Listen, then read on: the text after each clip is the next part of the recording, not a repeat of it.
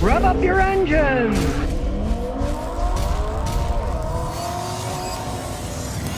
Well, the automakers say they're going to respond now because cars are too expensive. Realize that the average new car today in the United States is almost 50 grand.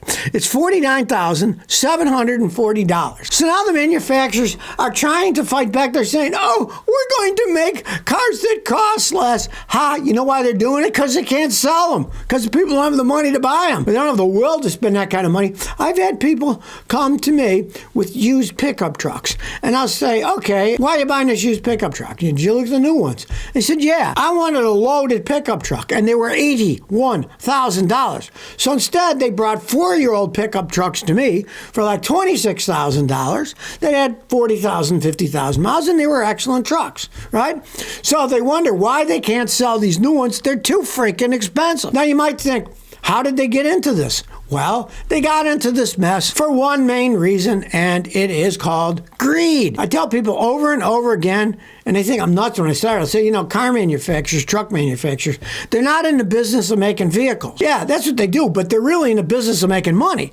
And of course, they have a much higher profit margin with the more expensive vehicles, so they want to sell the more expensive vehicles. Lots of Ford dealers, they tell Ford, we want more and more of these F-150 STXs. Those are lower level F-150s, same truck, right? But it's a lower trim level. The 150 STXs can be 40% cheaper than the F-150 Platinums. That much cheaper. It's about time these manufacturers get their heads out of their rear ends and stop trying to screw everybody over, charge them as much as they can because they think they can get away with it. Hey, guess what? The coffers are running dry. You're going to have to start making less expensive vehicles if you're expecting to sell them anytime soon. You go to a lot of dealerships, right? It used to be in coronavirus, there are hardly any cars here. And even some of that, they were hiding them somewhere else so you couldn't see it so they could mark it up. Well, those days are gone. Now you see the lots are full of stuff they can't sell. And why can't they sell them? Because they cost too much money. The average car is almost $50,000. They need to start rethinking what they're going to make and what they're going to sell to people. Well, I was reading this article on the internet on a thing called Motor Biscuit, and I couldn't help but laugh my rear end off. And here's what it says. The most reliable compact SUV soars past the Toyota RAV4. They said that the Chevy Equinox goes right past the RAV4 as the most reliable compact SUV. I can't help but laugh at this. What absurdity. RAV4s. Well, I don't work on the RAV4s much. They don't break very often. But I work on the Chevy Equinoxes, and they break all the time, right? Get this. It's based on J.D. Power. Okay. J.D. Power, it's basically a giant advertising firm. Why anybody would believe a word those people say about anything, cars. The Toyota RAV4, this is J.D. Powers, is reliable. It has a reliability ranking of 80 out of 100. The Chevy Equinox is the most reliable. It has a rating of 88. This is a rating of 2025 cars. They're new cars. How can you rate them? You have no idea how reliable they're going to be till they've been out 4 or 5 years, right? This is a company that does stuff like best initial quality, and they rate these stupid cars that are crap up high. Best initial quality. What does that mean? The first 5 seconds you own the car before it starts breaking? And here's the hilarious thing. Listen to this. The reliability ratings are based on feedback from actual owners. Drivers are sent surveys that allow them to report problems. Who fills out surveys, right? I knew a guy who worked at one of these survey places, right? And they are pretty much getting paid for certain companies to say they're good. So when they got bad surveys of a vehicle, say like the Equinox, they just rip it up and throw it in the garbage can.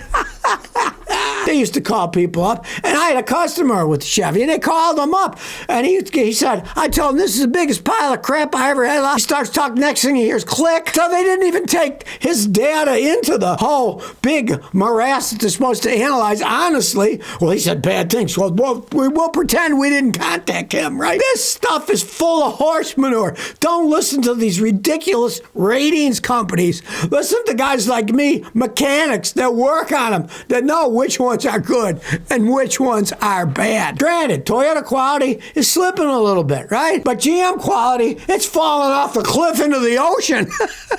And anybody that says the Chevy Equinox is the most reliable compact SUV has rocks in their head. Here's what they say.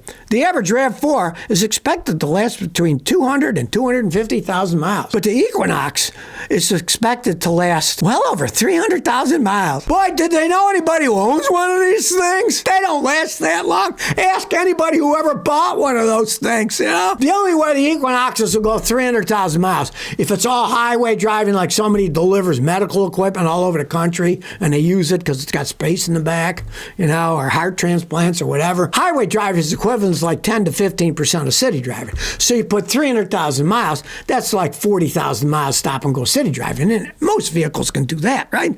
But anybody that says those things are going to last that long, last 100,000 miles more than the RAV4s. They got rocks in their heads. Don't believe any of this crap that people try to sell you on the internet. J.D. Power rated it. Oh, they got surveys from people. Oh, come on now. And it said mailed. Who pays any attention to mailed surveys? You get that crap in the mail, what do? You don't even read it. You throw it in a garbage can. Well, Tesla sales in Europe are dropping like a stone. When you compare Teslas this year to last year, it's delivered about half as many vehicles as last year. That's insane. Why? Well, there's lots of reasons. A lot of people are saying, well, these people don't like Elon and his politics anymore, yada, yada, yada, yada. But basically, it comes down to two things: price and competition.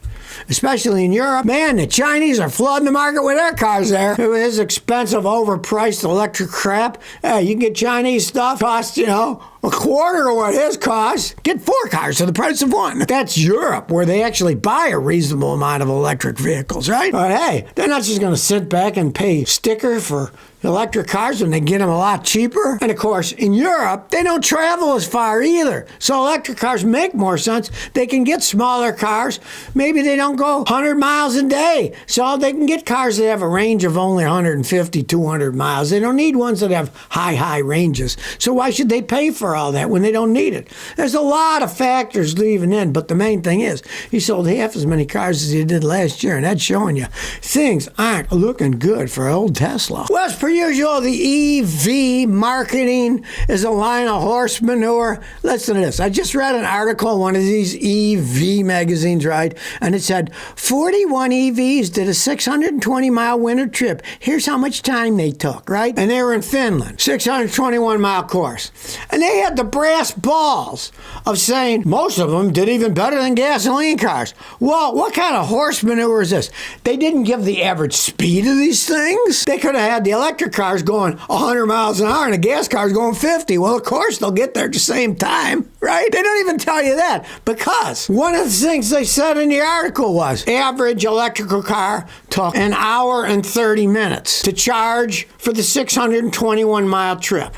Okay? How on earth could they say they beat the normal car? Most cars today, gasoline cars, the average one, they'll go well over 300-something miles. So they got to stop once for gas, okay? You stop once for gas, baby. What does it take, 5 minutes to fill up your gas? And the electric car averaged 1 hour and 15 or 20 minutes to charge it up, and it took you 5 minutes? There's no freaking way. These people are just having these ridiculous scenarios. Plus, of course, it's a pre-approved 621-mile track, so they made sure it went through places that had superchargers, and many places don't have superchargers, right? But even if they do, it's horse manure. These ridiculous tests that people have like that. Well, they were better than the gasoline ones. Come on now, it takes 5 minutes to fill your car with gas. And that's assuming you're not waiting in line. At gas pumps, you don't have to wait, even if you had to wait in line. So there's a couple people in front of you. That adds 10 minutes, right? There's a couple people in front of there might add 2-3 hours. Total horse manure checking that these companies that are just trying to push EVs on stuff make all these ridiculous, in quote, test stuff, and they don't even tell you the speed that the vehicles were going. I mean, they could have the electric vehicles going like a bat out of hell, and the regular gasoline cars going slower. Of course, they'll all reach the destination at the same time. Well, the ongoing tariff wars, now China's saying they're going to retaliate with additional tariffs of up to 15% on select U.S. imports. 15% tariffs on coal. Now, to me, I'm thinking, China has an awful lot of coal. That's one of the things they have. They have lots of coal mines. They got coal up the wazoo, right? And here's the hilarious thing. Something like 4.6% of the American coal that's exported goes to China. That's not much. They're not even on the top of the list. Number 1 is Japan. Then the Netherlands for some reason, and then Brazil. So it's such a small amount. It's really infinitesimal. It's a game these people are really starting to play now. They're really doing gamesmanship because it's a nothing thing. China is the world's largest producer and consumer of coal. It produces nearly half of the world's coal. Some of the stuff, it's just absolutely hilarious. They're all just playing these games over things that don't even mean much. Such a tiny amount. And then they say they're going to put an additional 10% tariff on certain vehicles. It's just, we got saber rattling going on. And in the real world, it's not really going to affect much of anything because business will go on as usual. They'll just give it a different name. That's all. They're not going to radically change. It's a communist country. No, it isn't. It's a capitalist dictatorship. It's called fascism. Do a little history and you'll find out it's really a fascist government. It's a capitalist dictatorship. Mussolini in World War II in Italy, those were fascist. They were capitalist dictatorships. They had dictators, but they were into capitalism. The Chinese are obviously into capitalism. I mean, hey, they're not going to ruin their markets where they're selling stuff, so they're rattling their sables, but they're not rattling very loudly.